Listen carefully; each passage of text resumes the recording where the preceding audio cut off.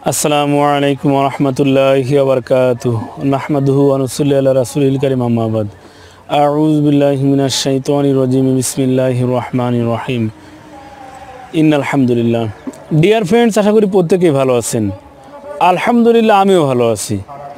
তো বন্ধুরা, আজকে আমি আপনাদেরকে মধুর বিষয়ে বেশ একটি পয়েন্ট নিয়ে কথা বলবো, আর তা হচ্ছে মধু জমে গেলেই কি ভেজাল। বন্ধুরা, আমি আবারও বলছি, যে কোনো মধু জমে গেলেই কি ওই মধুটি ভেজালযুক্ত? এটা কি খাওয়া যাবে না যাবে না? তো বন্ধুরা, আপনাদের একটি কথা বলে দিতে চাই, তা হচ্ছে শীতকালে সবচেয়ে বেশি থেকে বেশি সরিষা ফুলের মধু ওঠে বা প্রচুর পরিমাণে চাষ হয়। সেই সাথে লিচু ফুলের মধু থেকে শুরু করে, এক কথায়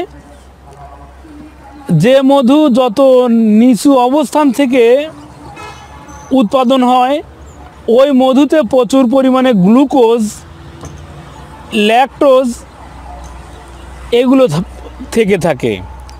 এর ফলে যে মধুতে প্রচুর পরিমাণে গ্লুকোজ, ল্যাকটোজ, ফ্রুক্টোজ থাকবে, এই মধু সাধারণত জমে যাবে, 100% জমে যাবে। সে মধু লিচু হোক, ধনিয়া পাতার হোক, কালো জিরার হোক। আমি যে কথাটি স্পষ্টভাবে বলতে চাই, জমিনের যত নিকটে যে মধু উৎপন্ন হয়, সাধারণত ওই মধুটি জমে যায়। এই জন্য মধু জমে গেলেই এটিকে ঘৃণা করবেন না, ছুঁড়ে ফেলবেন না।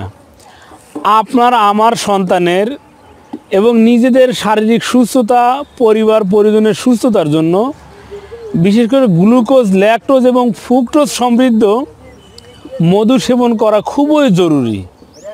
ফলে আপনি যদি আপনার পেটকে সুস্থ রাখতে চাই, শরীরের কাঠামোগত উন্নতি চাই এবং সেই সাথে ভিটামিন, প্রোটিন, মিনারেল সব কিছুর ঘাটতি পূরণ করতে চাই, সেক্ষেত্রে সবচেয়ে আদর্শ খাবার বা আদর্শ ভেষজ হচ্ছে এই মধু। আর এই মধু কিন্তু সবচেয়ে বেশি থেকে বেশি পরিমাণে পাওয়া যায় সরিষা ফুলের সিজনে, বিশেষ করে সরিষার সিজনে, এবং দামেও খুবই সাশ্রয়ে পাওয়া যায়।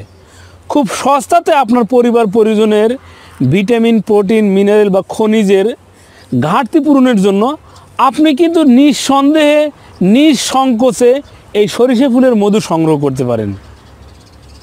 ফলে খুব অল্প মূল্যে যাবতীয় ভিটামিন, প্রোটিনের ঘাটতি পূরণ করতে পারেন।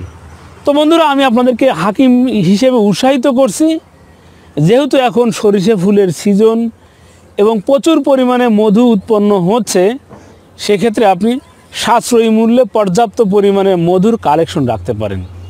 আপনি নিজে উপকৃত হন, অন্যকে উপকৃত করুন।